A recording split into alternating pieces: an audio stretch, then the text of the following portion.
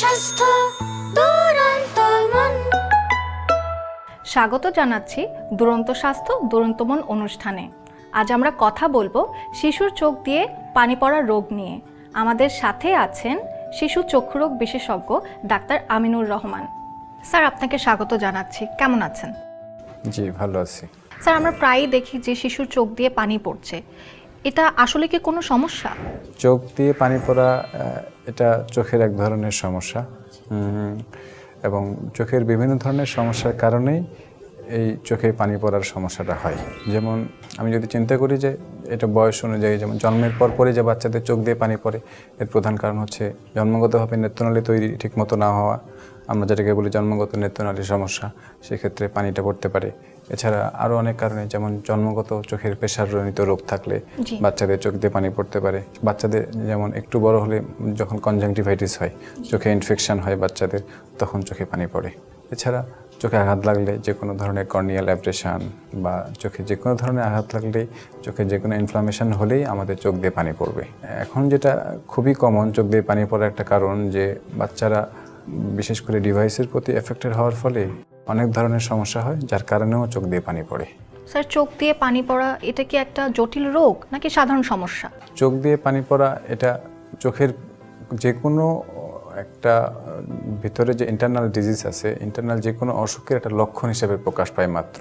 চোখ দিয়ে পানি পড়া এটা নির্দিষ্ট কোনো অসুখ না, এটা চোখের অন্যান্য অসুখের কারণে লক্ষণ হিসেবে প্রকাশ পায়। স্যার, কি কি রোগের কারণে চোখ দিয়ে পানি পড়তে পারে? প্রথমতম যেটা খুবই কমন কারণ আমাদের দেশে, সেটা হচ্ছে যে জন্মগতভাবে নেত্রনালীর সমস্যা। জন্মগতভাবে আমাদের চোখের সঙ্গে নাকের একটা রাস্তা আছে, যেমন আমাদের চোখে কন্টিনিউয়াস একটা পানির একটা ফ্লো তৈরি হয়, এটাকে বলা হয় যে টিয়ার ফিল্ম বলে আমরা। তো এই পানিটা চোখ থেকে তৈরি হয়ে এই রাস্তাটা দিয়ে গলায়, আমাদের নাক দিয়ে চোখের গলায় চলে যায়।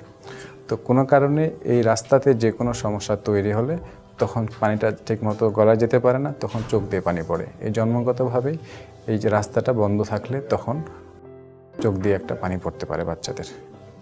দ্বিতীয়ত, চোখের যদি কোনো কারণে প্রেশার বেশি থাকে জন্মগতভাবে, আমাদের যেমন রক্তের প্রেশার আছে, যেমন ব্লাড প্রেশার বলি, হার্টের প্রেশার আছে, ব্রেনের আলাদা প্রেশার আছে, চোখেরও একটা আলাদা প্রেশার আছে। তো বাচ্চাদের জন্মগতভাবে চোখের প্রেশারের অসুখ থাকলে তখন চোখে এই পানি পড়ার রোগ হিসাবে এটা লক্ষণ প্রকাশ পায়। এছাড়া আমি যদি বলি তাহলে আর কি হতে পারে, সেক্ষেত্রে হচ্ছে কনজাংটিভাইটিস, বা আমাদের খুবই সিমটম যে অ্যালার্জি কনজাংটিভাইটিস, বিভিন্ন সিজনাল যে কনজাংটিভাইটিসগুলো আছে ভাইরাস দিয়ে হয়, এই ইনফেকশনজনিত কারণে চোখ দিয়ে পানি পড়তে পারে। এছাড়া চোখে আঘাত লাগলে, যে কোনো ধরনের ট্রমা, অ্যাব্রেশন বা চোখের মনির চামড়া উঠে যাওয়া, এটার কারণেও চোখে পানি পড়তে পারে। এছাড়া আমাদের কমন সিমটম যেটা, যে রিফ্র্যাক্টিভ এরর, যে আমাদের দৃষ্টিশক্তির যে পাওয়ারজনিত সমস্যা, এটাও অনেক সময় চোখে পানি পড়া হিসেবে লক্ষণ প্রকাশ পায়। স্যার, আপনি যে চোখ দিয়ে পানি পড়ার যে কারণগুলো বললেন, সেক্ষেত্রে বাবা মা কিভাবে বুঝতে পারবে যে কোনটা জটিল রোগ? যদি চোখ দিয়ে পানি পড়া এর সঙ্গে অ্যাসোসিয়েটেড বা সাথে যদি অন্য কোনো লক্ষণ থাকে, যেমন চোখ দিয়ে পানি পড়ছে, এর সঙ্গে চোখে ময়লা জমছে বা চোখে পুজের মতো সাদা সাদা দেখা যাচ্ছে, তাহলে এটা বুঝতে হবে যে জন্মগতভাবে বাচ্চার নেত্রনালীটা বন্ধ আছে। তাহলে সেক্ষেত্রে এটা এক ধরনের সমস্যা, এটা চিকিৎসা দরকার আর কি। যদি চোখে পানি পড়ার সঙ্গে এমন হয় যে বাচ্চা আলোর দিকে তাকাতে পারছে না, সবসময় মাথাটা নিচু করে থাকছে, চোখের যে নর্মাল যে সাইজটা আছে এটা বড় হয়ে যাচ্ছে, চোখের কালারটা চেঞ্জ হয়ে যাচ্ছে, তখন বুঝবো যে চোখে এটা প্রেশারজনিত একটা সমস্যা। আমি যেটা বললাম কনজেনিটাল গ্লুকোমা অথবা চোখের প্রেশার। আচ্ছা, এছাড়া আরও একটা হচ্ছে যে চোখে লাল হয়ে গিয়েছে চোখটা এবং চোখে পানি পড়ছে, তখন আমরা বুঝবো যে এটা কনজাংটিভাইটিস হতে পারে, অথবা যে কোনো ধরনের ইনফেকশন বা ট্রমা বা চোখে আঘাতজনিত কারণে এই চোখে পানি পড়ছে। স্যার, আপনি যে জন্মগত নেত্রনালীর কথা উল্লেখ করলেন, এক্ষেত্রে করণীয় কি? জন্মগত নেত্রনালীর সমস্যা থাকলে প্রথমত এটা নিয়ে উদ্বিগ্ন হওয়ার কিছু নেই। এটা বেশিরভাগ ক্ষেত্রেই দেখা যায় যে এটা মানে 3 থেকে 6 মাসের মধ্যে ভালো হয়ে যায়, এবং আমরা যখন ইনফেকশন হয় বা সঙ্গে ময়লা আসে, আমরা তখন অ্যান্টিবায়োটিক ড্রপ ইউজ করতে পারি। অ্যান্টিবায়োটিক ড্রপটা ইউজ করলে ইনফেকশনটা হবে না, সেক্ষেত্রে এটা অটোমেটিক ভালো হয়ে গেলে তো আমরা করতে পারি। আর 3 মাস পর্যন্ত যদি আমরা দেখি যে এটা ভালো হচ্ছে না, সেই ক্ষেত্রে আমরা বিভিন্ন চিকিৎসা পদ্ধতি আছে, আমরা সেই সব চিকিৎসা পদ্ধতি নিতে পারি। এছাড়া চোখের নেত্রনালীর ব্যায়াম আছে, এক ধরনের ম্যাসেজ করতে পারি। জি। এটাকে আমরা ম্যাসেজটা হচ্ছে চোখের যে উপর থেকে এই নিচ পর্যন্ত আমরা একটা এভাবে মেসেজ করতে পারি। এটা 3 বেলা 10 বার করে বা আমাদের দেখানোর পরে আমরা যেভাবে সাজেস্ট করি অপথ্যালমোলজিস্ট যারা চক্ষু রোগ বিশেষজ্ঞ, সেইভাবে আমরা ব্যায়ামটা ঠিকমতো করাতে পারি। বাবা মা যেটা হয় কি যে চোখ দিয়ে ময়লা আসছে, না জানি চোখটা নষ্ট হয়ে গেছে, উদ্বিগ্ন হয়ে যায়। আবার খুবই কমন একটা ধারণা আমাদের গ্রামগঞ্জে আছে যে বাচ্চা বকি দুধ খাওয়ার সময় বকি দুধটা চোখে পড়ছিল, পড়ার পর থেকে এই চোখ দিয়ে ময়লা কিন্তু আসা শুরু হয়েছে। এটা খুবই কমন, বাট এরকম কোনো কিছু এখানে বিষয় নেই। এটা স্বাভাবিক নিয়মে 3 থেকে 3 মাসের মধ্যে খুলে যাওয়ার কথা। যদি 3 মাসের মধ্যে খুলে না যায়, সেই ক্ষেত্রে আমরা অ্যান্টিবায়োটিক ড্রপ ব্যবহার করব চক্ষু বিশেষজ্ঞ দেখিয়ে। তাতেও না হয় আমরা ব্যায়ামের মাধ্যমে ঠিকমতো ব্যায়াম করে এটা চিকিৎসা করব। 96% দেখা যাচ্ছে যে ব্যায়াম করে বা ড্রপ দিয়ে এটা ভালো হয়ে যাচ্ছে, বা 4% ক্ষেত্রে দেখা যাচ্ছে যে এটা ভালো হচ্ছে না। তখন এটা অন্য চিকিৎসা পদ্ধতিও আছে, যেমন আমরা বলি যে একটা মাইনর সার্জারি, প্রবিং বলি আর কি। প্রবিংয়ের মাধ্যমে এটা চিকিৎসা করে এটা ঠিক করা যেতে পারে। স্যার, আপনি চিকিৎসা পদ্ধতিতে প্রবীণের কথা উল্লেখ করলেন, এই বিষয়টা আসলে যদি একটু বুঝিয়ে বলতেন আমাদেরকে। প্রবিংটা হলো একটা বাচ্চা প্রবিং করতে গেলে তাকে জেনারেল অ্যানেস্থেসিয়া 1 বছর পরে অজ্ঞান করতে হবে। অজ্ঞান করার পরে চোখের সঙ্গে নাকের যে রাস্তাটা আছে এটা একটা বিশেষ ডিভাইসের মাধ্যমে এটা পরিষ্কার করে দিতে হবে। সেক্ষেত্রে ডিভাইসটা দিয়ে পরিষ্কার করার পরও আমরা কিছু ওষুধ দিই, ব্যায়াম দিই, এগুলো মেনটেন করতে হবে। আরেকটা বিষয় হলো প্রবিংটা কত বছর পর্যন্ত করা যেতে পারে। প্রবিংটা 1 বছর পরে এটা 2 থেকে 6 বছর পর্যন্ত করা যেতে পারে। প্রবিংয়ের আউটকামের বিষয়ে বলা আছে যত আর্লি প্রবিং হবে এটার আউটকাম তত ভালো। স্যার, আপনি কনজেনিটাল গ্লুকোমার কথাটাও মেনশন করেছেন, ওটা নিয়ে যদি একটু আমাদের বিস্তারিত বলতেন। জি, কনজেনিটাল গ্লুকোমা বা চোখের প্রেশারজনিত সমস্যা, এটা এক ধরনের জন্মগত চোখের প্রেশারজনিত অসুখ। আমাদের শরীরে যেমন আমি একটু আগেই বলছিলাম যে ব্লাড প্রেশার আছে, ব্রেনের একটা প্রেশার আছে, এই চোখেরও এক ধরনের নর্মাল প্রেশার আছে। তো বাচ্চাদের যদি কোনো কারণে চোখের যেই প্রেশারটা বৃদ্ধি পায় বা প্রেশারটা বেড়ে যায়, তখন চোখের সাইজটা সাধারণ স্বাভাবিকের তুলনায় বড় হতে শুরু করে। 2 নম্বর হলো চোখের ভিতরের যেই স্ট্রাকচারগুলো আছে এগুলো তখন আর ফাংশনিং ঠিকমতো থাকে না। যেমন চোখের মনিটা ঘোলা হওয়া শুরু করে, চোখের যেই আপনার রেটিনা বা পেছনে যে পর্দাটা আছে, রেটিনা আছে, এই পর্দাটাও দেখা যাচ্ছে যে বড় হয়ে যায়। তারপরে এখানে অপটিক নার্ভ আছে বা একটা রগ আছে, আমরা বাংলায় বলি যে চোখের ভিতরে একটা ব্রেনের থেকে রগ আসে, এই রগটাও আস্তে আস্তে শুকিয়ে যায়। তো এই সমস্যাগুলোর জন্য, এই চোখটা বড় হয়ে যাওয়ার জন্য, প্রেশারজনিত সমস্যার কারণে বাচ্চাটার দৃষ্টিশক্তি চলে যায় সম্পূর্ণরূপে সম্পূর্ণভাবে চলে যাবে যদি এটা সময় মতো চিকিৎসা না করা হয়। এবং এটার সবচেয়ে খারাপ বিষয় যে এটার সাকসেস রেটও কম। চিকিৎসা যদি করাও হয়, এই চিকিৎসা সাকসেস রেটও কম। এটার জন্য খুবই একটা জটিল অসুখ। পানি পড়ার যে কয়েকটা জটিল সমস্যা আছে তার মধ্যে এটা একটা সবচেয়ে জটিল সমস্যা, যেটা চিকিৎসার পরও ফেল হওয়ার চান্স থাকে অনেক বেশি। চিকিৎসা পদ্ধতি সম্পর্কে যদি একটু চিকিৎসা বলতেন। পদ্ধতি এটা ইউজুয়ালি সার্জারি করি, অপারেশনের মাধ্যমে। আমাদের চোখের যে একটা আমি একটু আগে বলছিলাম যে নেত্রনালীর সময় বললাম যে চোখের পানিটা তৈরি হয়ে গলায় চলে যাচ্ছে, এটা চোখের বাইরের পানি। চোখের ভিতরে এরকম পানি তৈরি হয় কন্টিনিউয়াস। তো এই পানিটা বের হওয়ার একটা রাস্তা থাকে, ওই রাস্তাটা বাচ্চাদের বন্ধ থাকে জন্মগতভাবে। তো আমাদের অপারেশন করে এই রাস্তাটা তৈরি করতে হবে। তৈরি করলে তখন সেক্ষেত্রে ওই পানিটা যে বাইপাস রাস্তা তৈরি করলাম সেদিক দিয়ে যাবে আর কি। স্যার, এখন তো শিশুরা অনেক ডিভাইস ব্যবহার করে, সেক্ষেত্রে এই ডিভাইসের কি কোনো প্রভাব আছে? আপনি খেয়াল করে দেখবেন যে আপনি যখন ডিভাইস ইউজ করেন, তখন আপনি যখন ডিভাইসটার দিকে একবার তাকাইছেন, তখন আপনার যে ব্লিঙ্কিং বা চোখের পলক পড়া এটা কিন্তু কমে যায়। এই চোখের পাতার পলক পড়া, এটার সঙ্গে একটা ড্রাই আইয়ের সম্পর্ক আছে। আপনি যতক্ষণ চোখটা মেলে থাকবেন, চোখটা খোলা থাকবে, চোখে পানিটা শুকায় যায়। এজন্য এখন বাচ্চাদের, বড়দের খুবই কমন সমস্যা যে চোখের পানি শুকায় যায় বা ড্রাই আই। এই ড্রাই আইয়ের কারণে তখন হয় কি, চোখের যে স্বাভাবিক পানিটা তখন ওটা আর তৈরি হয় না। তখন চোখ দিয়ে কান্না করলে যেরকম পানিটা পড়ে, ওই পানিটা তখন আসে। এই ড্রাই আইয়ের কারণে তখন পানি পড়ে। এছাড়া ডিভাইসের কারণে আরও কিছু সমস্যা হয়, যেমন রিফ্র্যাক্টিভ এরর, চোখের পাওয়ার জনিত সমস্যা, এটা ডিভাইসের কারণেও হয়। কিন্তু এখনকার শিশুরা আসলে তো ডিভাইসের প্রতি এতটা নির্ভরশীল, ওদেরকে ডিভাইসটা না দিয়েও পারা যায় না। সেক্ষেত্রে বাবা মার করণীয় কি? মানে দৈনন্দিন জীবন এমনভাবে জড়িত হয়ে গিয়েছে যে আমরা চাইলেও ডিভাইস ছাড়া চলাফেরা করতে পারি না এখন। এটা একটা মানে আমাদের সুবিধা অসুবিধা দুটাই আছে। তো চোখের যেহেতু ডাক্তার, চোখের বিষয়ে যেটা প্রধান সমস্যা ডিভাইসের কারণে, তো আমি একটু আগে বললাম যে চোখে পানি শুকিয়ে যাচ্ছে, চোখে পাওয়ার জনিত সমস্যা হচ্ছে। এখন এই বিষয়ে আমার যেটা বাবা মার প্রতি উপদেশ যে প্রয়োজনের অতিরিক্ত ডিভাইস না ইউজ করা, ঠিক আছে, যে যতটুকু সময় প্রয়োজন ততটুকু সময় ব্যবহার করতে হবে। আদারওয়াইজ কোনো ধরনের, শুধু মোবাইল না, কাছের যে কোনো ডিভাইস, সেটা কম্পিউটারও হতে পারে, মোবাইলও হতে পারে।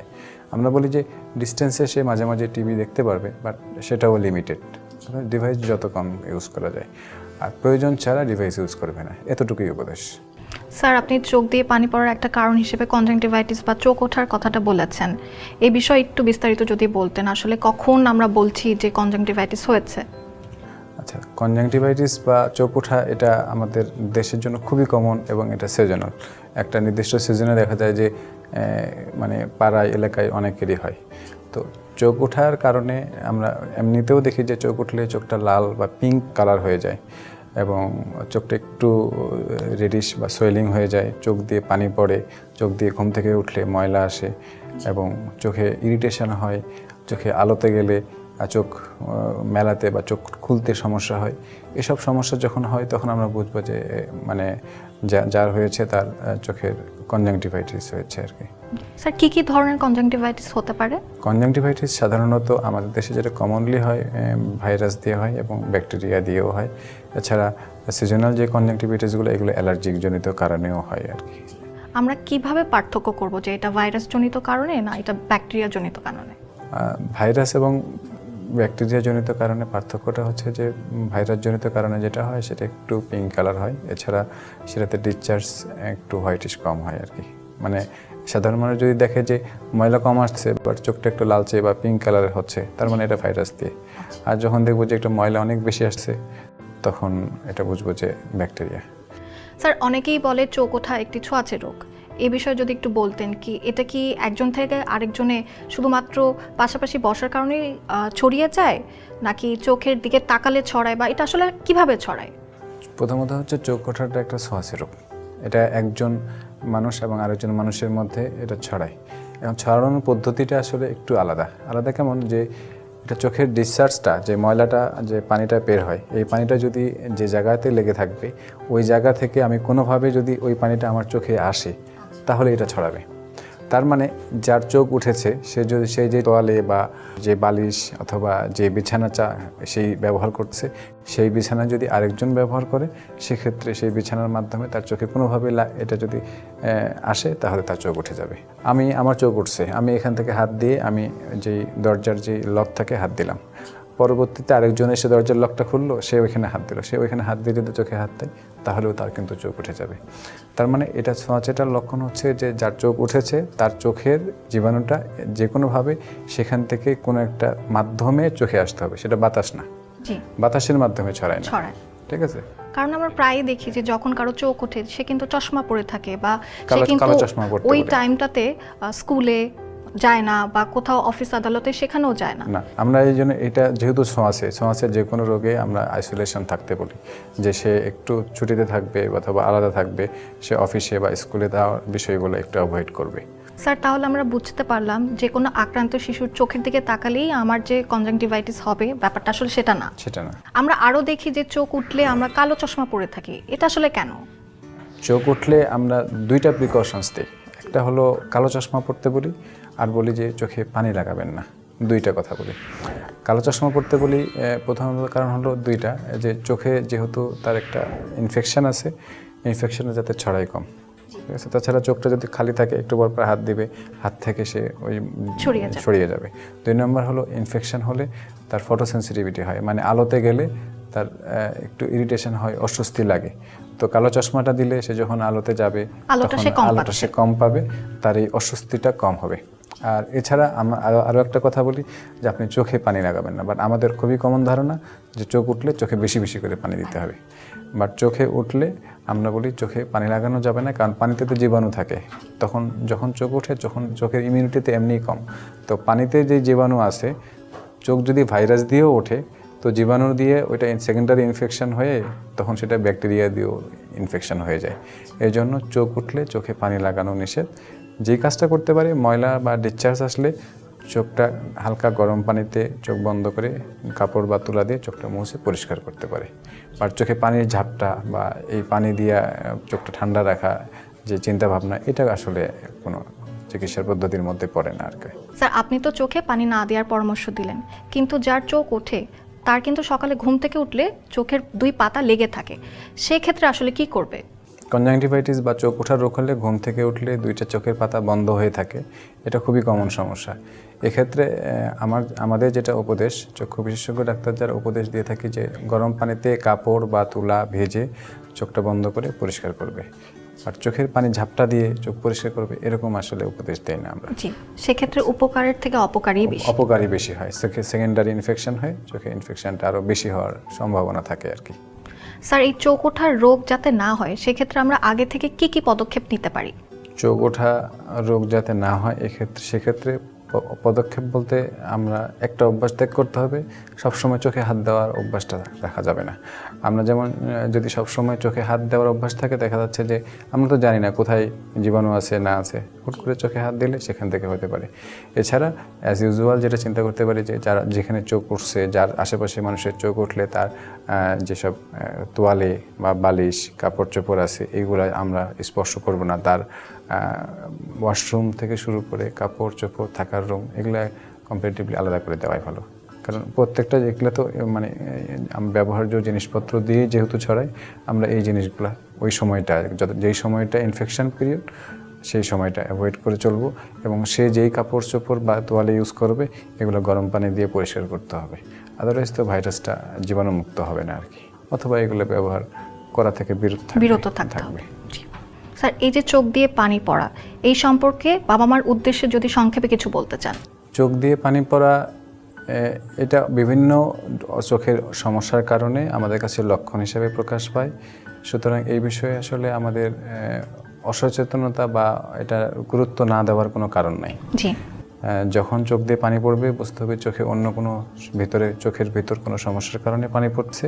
সেই জন্য এটা চক্ষু বিশেষজ্ঞ ডাক্তার বা নিকটস্থ স্বাস্থ্য কমপ্লেক্সে অথবা যে কোনো চক্ষু ডাক্তারের সঙ্গে এটা পরামর্শ নিতে হবে।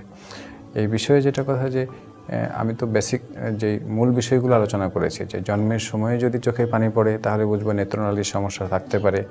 আর পানি পড়ার সঙ্গে চোখের সাইজ বড় হয়ে যাচ্ছে, আলোর দিকে তাকাতে পারছে না, তাহলে চোখে প্রেশারজনিত সমস্যা।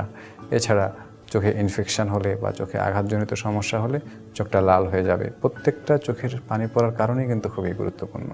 এই জন্য এগুলো গুরুত্ব সহকারে একজন চক্ষু বিশেষজ্ঞ যে কোনো ডাক্তারের পরামর্শ নিয়ে এই চিকিৎসাটা করতে হবে আর কি, সেটাই পরামর্শ। স্যার, আজকে আমরা চোখ দিয়ে পানি পড়ার কারণ, এর প্রতিকার, এর চিকিৎসা সম্পর্কে অনেক গুরুত্বপূর্ণ তথ্য জানলাম। আশা করি এগুলো আমাদের কাজে লাগবে। আপনাকে অসংখ্য ধন্যবাদ আমাদেরকে সময় দেবার জন্য। জি, আপনাকেও ধন্যবাদ। আজ এই পর্যন্তই। কথা হলো শিশুর চোখ দিয়ে পানি পড়ার রোগ নিয়ে। আগামী পর্বে আবার দেখা হবে নতুন কোনো বিষয় নিয়ে, নতুন কোনো অতিথির সাথে। ততক্ষণ পর্যন্ত ভালো থাকুন, সুস্থ থাকুন এবং শিশুদের যত্নে রাখুন।